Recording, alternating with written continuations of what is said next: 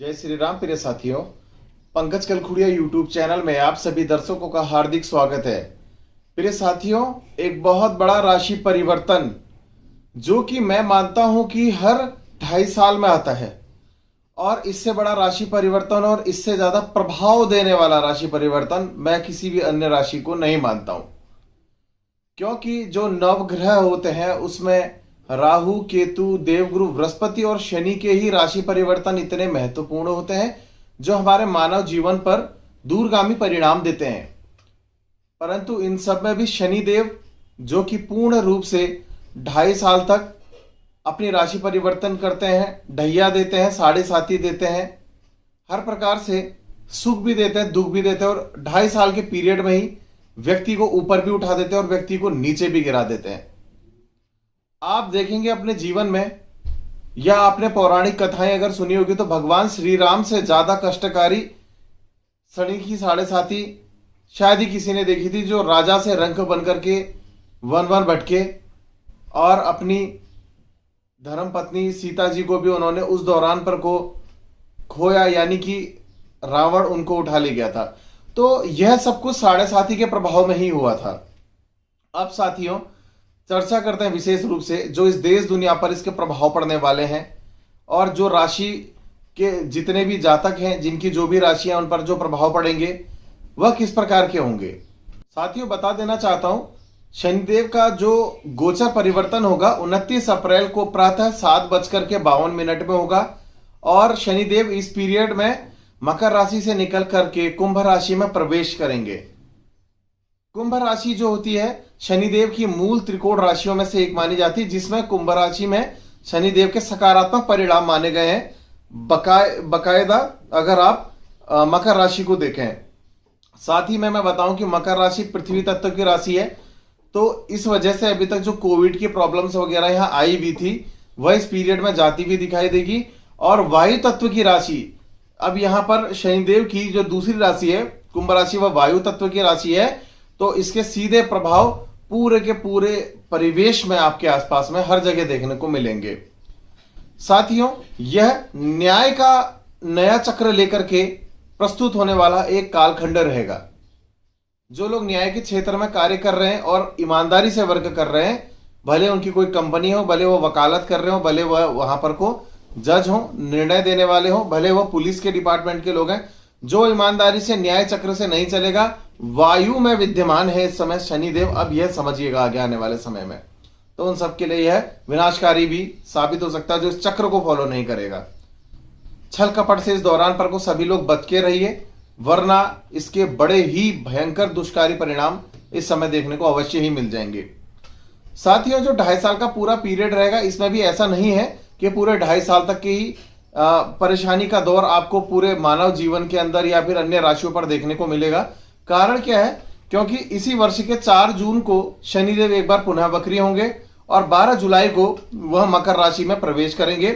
17 जनवरी 2023 तक वह मकर में ही रहेंगे, यानी कि अभी 4 जून तक का जो वो अपना ट्रेलर दिखाएंगे, यहां 29 अप्रैल से लेकर के वही ट्रेलर कंटिन्यू होगा 17 जनवरी 2023 के बाद से, क्योंकि इसके बाद से वह पूर्ण रूप से कुंभ राशि में ही रहेंगे 29 मार्च 2025 तक का। तो यह जो समय रहेगा, यह जो कालखंड की अवधि रहेगी, यह आपको इसके शुभ और अशुभ परिणाम पूर्ण रूप से दिखाएगी।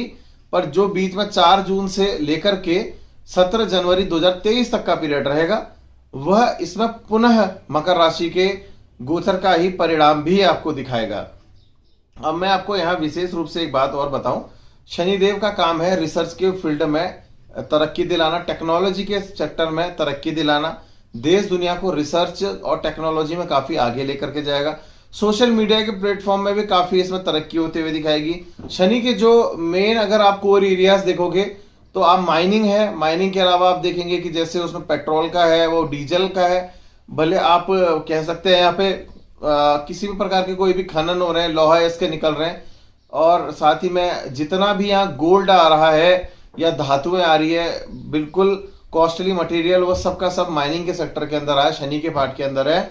और साथ ही में यहाँ पर को लाइफ साइंसेस को आप देखेंगे और फार्मेसी को और जितना भी आप अपना न्यूट्रिशन से रिलेटेड एरियाज को देखेंगे वह सब का सब शनिदेव के प्रभाव में आने वाले एरियाज हैं। मैं आपको यहाँ पे बता देना चाहता हूँ कि इस दौरान पर को इकोनॉमिक ग्रोथ बहुत अच्छी रहेगी देश की, बकायदा साथ ही में महंगाई भी बहुत ऊपर रहेगी। एक होता है कि महंगाई बढ़ गई तो यहाँ ग्रोथ रुक गई देश की, पर यहाँ क्या होगा, महंगाई बढ़ेगी और इकोनॉमिक ग्रोथ भी साथ में अवश्य ही बढ़ेगी। साथ ही में इसके जो परिणाम रहेंगे वह राजनीति के लिए बड़े ही दुष्कारी रहेंगे, क्योंकि जिन लोगों ने भी अभी तक का छल कपट की राजनीति करी है भाई वो तो सावधान हो जाओ, उनकी अब यहाँ पर को मैं तो कहूंगा एक हिसाब से परेशानियों के दिनों की शुरुआत होने वाली है। अब साथियों मैं आपको आगे बताऊंगा शनिदेव का जो यह राशि परिवर्तन हो रहा है वह सभी राशियों के ऊपर क्या प्रभाव डालेगा। एक छोटे से सूक्ष्म से शब्दों में मैं आपके सामने पर को इस राशिफल को रखने जा रहा हूं। देखिए जो 12 राशियां हैं, 12 की 12 राशियों के लिए तो यह सेम राशिफल नहीं चल पाएगा।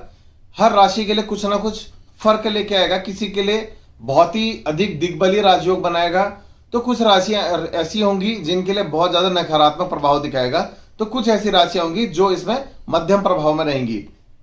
सबसे पहले शुरुआत करते हैं मेष राशि के साथ, जिसमें 11वें घर में शनिदेव का परिवर्तन होगा। मैं बता देना चाहता हूं हमारे दर्शकों को, यह जो राशिफल है मैं केवल चंद्र राशि के आधार पर बता रहा हूं, लग्न राशि के आधार पर नहीं। तो जिन भी व्यक्तियों को अपनी अगर राशि देखनी है और इस फलन को सुनना है तो अपनी चंद्र राशि के आधार पर ही इसको एक्सेप्ट करें।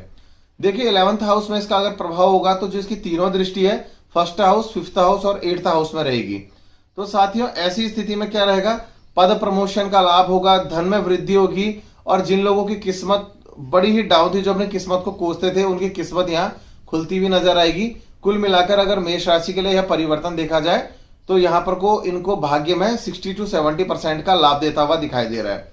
बात करें वृषभ राशि के बारे में, तो वृषभ राशि पहला दिग्बली राजयोग बनाने वाली एक राशि होगी। इस समय पर को वृषभ राशि में 10वें घर में शनिदेव का गोचर होगा। 12th हाउस, 4th हाउस और 7th हाउस में इसकी दृष्टि बने रहेगी। व्यापार में लाभ, करियर में लाभ, एकदम राजा से आदमी रंक बनता तो सुना होगा, पर रंक से राजा बनता हुआ इस पीरियड में देखेंगे। लोग तरक्की करेंगे। जिनको शादी में रुकावटें आ रही थी इसी पीरियड में उनकी शादी होगी। प्रेम में जितनी दिक्कतें थी वह प्रेम की जितनी बाधाएं हैं इसी जगह पर को दूर होने वाली है। साथ ही में रिलेशनशिप्स के लिए बहुत बढ़िया है, कोर्ट केस के लिए बहुत बढ़िया है, विदेश की यात्राओं के लिए, और विदेश में कोई भी अगर बिजनेस सेटअप करना था तो उसके लिए बहुत बढ़िया है। टोटली अगर बात करें तो मान सम्मान के लिहाज से बहुत सुंदर सा समय रहेगा और पहली दिग्बली राजयोग वाली राशि यह बनेगी।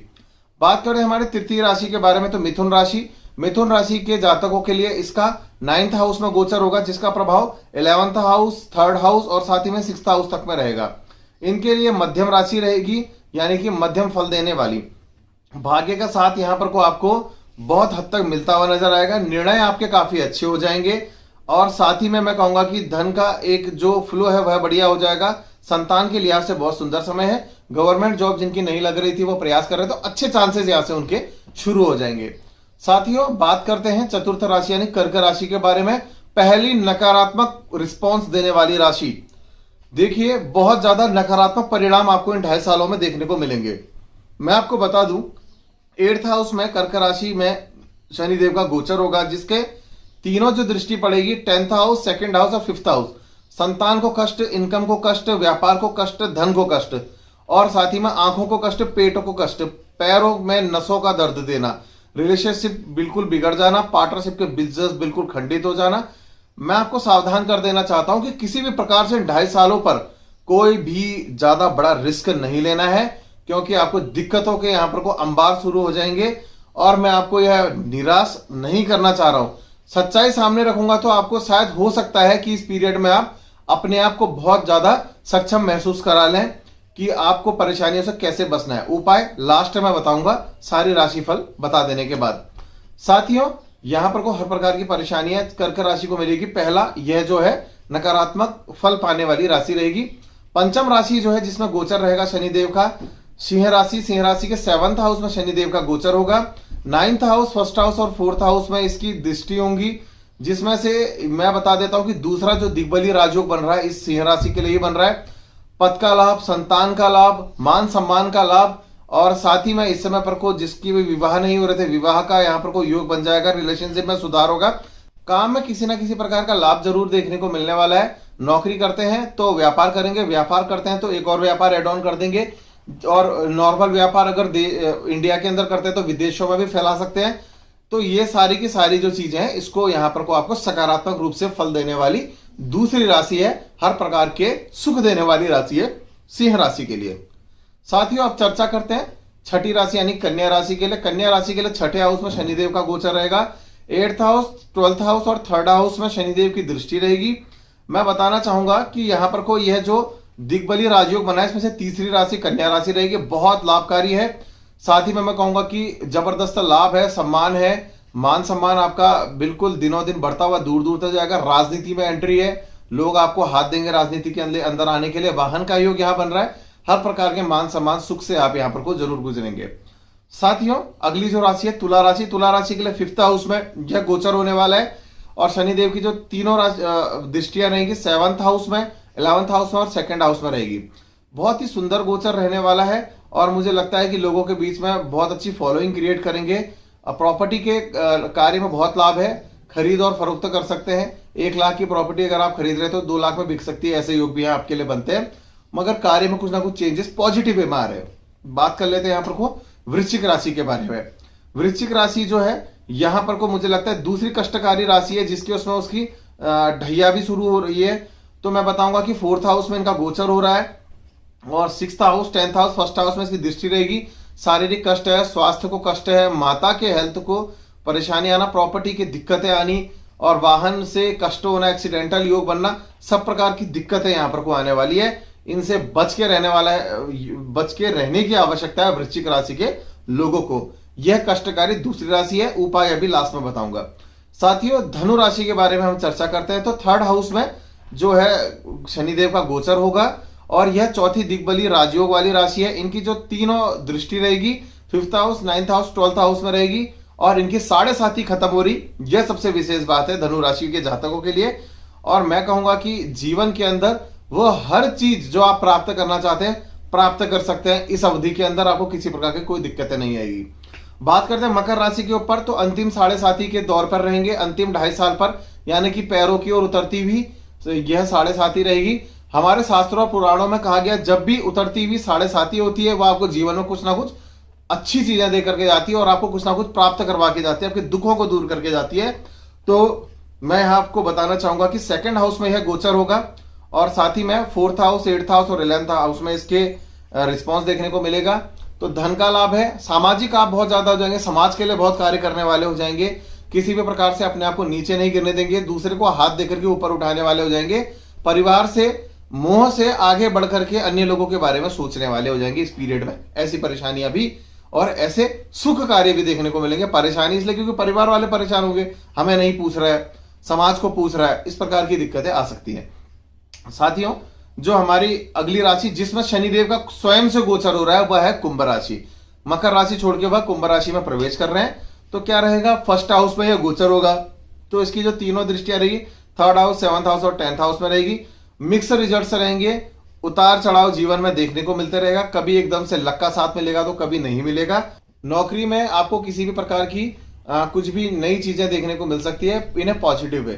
साथियों, अंतिम राशि के बारे में बात करेंगे तो जो हमारी राशि है मीन राशि। मीन राशि में 7.5 का प्रभाव अब होगा शुरू, यानी कि प्रभाव शुरू होते ही आपके दुखों का भी कहीं ना कहीं आगमन शुरू होगा, अगर केवल हम धन के लिहाज से समय छोड़ दें।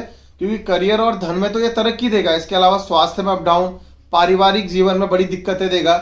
इस प्रकार की परेशानी यहां देखते हुए अवश्य ही मिलेगी। तो साथियों, उपाय की बात करते हैं। उपाय बताने से पहले एक बात बता दूं, जिन 3 राशियों के लिए मैंने बताया वह है कि उनके लिए जो राजयोग बनेगा, प्रचंड राजयोग बनेगा, उन्हें सबसे पहले यह ध्यान रखना है कि बिस्तर में सोकर के वह राजयोग फलित नहीं होने वाला है। कर्म करने हैं, ये नहीं कि आप बिस्तर में फोन में आप मेरा यूट्यूब चैनल देख रहे हैं या लैपटॉप में देख रहे हैं, भैया सुन लिया अब तो मेरी मौज आने वाली है, पकड़ो बिस्तर सो जाओ, ऐसा काम बिल्कुल नहीं करना है। कर्म, मैं फिर से कह रहा हूं, मैंने हमेशा एस्ट्रोलॉजी के अंदर भाग्य से ज्यादा कर्म को हमेशा ही प्रधानता में माना हुआ है, और लोगों को कहा भी है, और शास्त्रों में भी लिखा है कि कर्म प्रधान है। बिना कर्म किए कुछ नहीं मिलेगा। कर्म करोगे, मेहनत का रिजल्ट इस 2.5 साल के अंदर अवश्य ही मिल जाएगा। जिस भी रिसर्च के लिए लगे थे, जिस भी कार्य के लिए लगे थे, उस चीज में आप अपने टॉप को प्राप्त करोगे। साथ ही में जो लोग अब परेशान होने वाले हैं इस शनि के राशि परिवर्तन से, जिन्हें बहुत दुख मिलने वाली जो राशियां हैं, मैं बता दूं एक छोटी सी स्टोरी है। एक बार शनिदेव हनुमान जी के पास गए और हनुमान जी एक नदी के किनारे तट पर एक यज्ञ कर रहे थे, पूजा पाठ कर रहे थे, स्वयं से कर रहे थे। तो ध्यान में थे, भगवान श्री राम का जाप भी कर रहे थे। तो ऐसी स्थिति में होता क्या, शनिदेव अपनी साढ़े साथी की शुरुआत करने के लिए उनके पास आते हैं। हनुमान जी ने अचानक से अपनी दृष्टि खोली, उनसे कहा, हे शनिदेव, आपका स्वागत है, आप क्यों आए हैं? उन्होंने कहा कि भाई मुझे आपके ऊपर अब साढ़े साथी चढ़ानी और मैं चढ़ा के रहूंगा। तो उन्होंने कहा आपका स्वागत है, चढ़ाइए। तो उन्होंने क्या करा, हनुमान जी के ऊपर एक पत्थर रखा बहुत बड़ा। उन्होंने जो पत्थर हनुमान जी के ऊपर रखा उसका भार शनिदेव को अपने ऊपर महसूस होने लगा। हनुमान जी को कुछ भी नहीं हुआ, वह विचलित नहीं हुआ, पुनः अपने ध्यान में बैठ गए और श्री राम जी के मंत्रों का और उनके जप का जाप करते रहे। उसके बाद वह एक के बाद एक पत्थर बढ़ाते गए। तो शनिदेव जो रहे बहुत परेशान रहे और वह बिल्कुल उन पत्थरों के नीचे कुचलता हुआ खुद को महसूस कर रहे थे। तो इसके बाद हनुमान जी ने अपनी दृष्टि खोली और हल्का सा वो मुस्कुराए। शनिदेव से कहा, हे शनिदेव, आपको परेशानी क्यों हो रही है, क्यों आपको पीड़ा हो रही है? तो उन्होंने बोला, हे हनुमान, मैं आपके ऊपर जब भी कोई पत्थर रख रहा हूं तो आपकी कष्ट मुझको मिल रहे हैं, आपकी पीड़ा मुझे मिल रही है, ऐसा क्यों? तो उन्होंने बोला कि भाई मैं श्री राम जी का जाप कर रहा हूं और भगवान श्री राम का जाप करने वालों को कभी किसी प्रकार की कोई भी परेशानी नहीं आ सकती है। तो उन्होंने, शनिदेव ने हनुमान जी से निवेदन करा, इन पत्थरों को अपने सर से हटा दो और इसे जब अपने सर के ऊपर से आप हटाओगे तो मुझे इस पीड़ा से शायद मुक्ति मिल जाए। हनुमान जी ने उनके निवेदन को, उनके आग्रह को स्वीकार किया और अपने सर के ऊपर से सभी पत्थर हटा दिए और उसकी पीड़ा जो है शनिदेव के ऊपर जो हो रही थी वह समाप्त हो गई। तो उसके बाद शनिदेव ने हनुमान जी को कहा कि आज मैं आपके सामने पर को एक वचन देके जा रहा हूं, जो भी व्यक्ति भगवान श्री राम का जाप करेगा या फिर हर समय भगवान श्री राम का ही नाम लेता रहेगा, मैं उसके ऊपर कभी भी अपने दुष्प्रभावों का प्रभाव नहीं पड़ने दूंगा।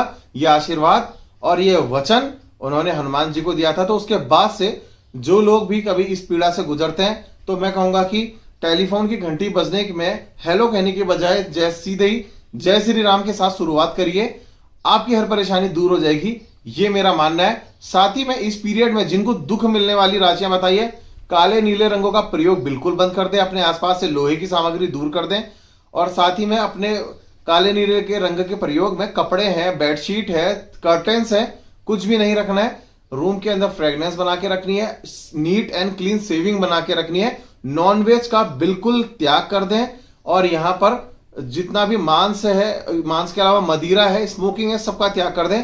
अगर आपको शनिदेव की पीड़ा 1% भी महसूस हो गई उसके बाद, तो आप मेरे पास आकर के बिल्कुल बताइएगा कि मैं फिर भी परेशान हूं। तो साथियों, आज की वीडियो में बस इतना ही। धन्यवाद एवं जय श्री राम।